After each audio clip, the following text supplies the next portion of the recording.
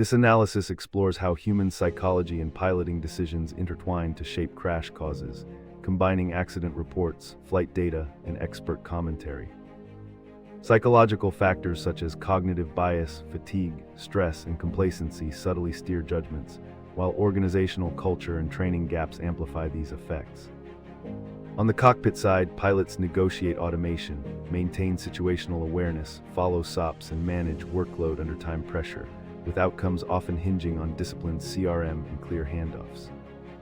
Veteran and active pilots share first-hand experiences of split-second decisions, misreads of automation, and the burden of fatigue.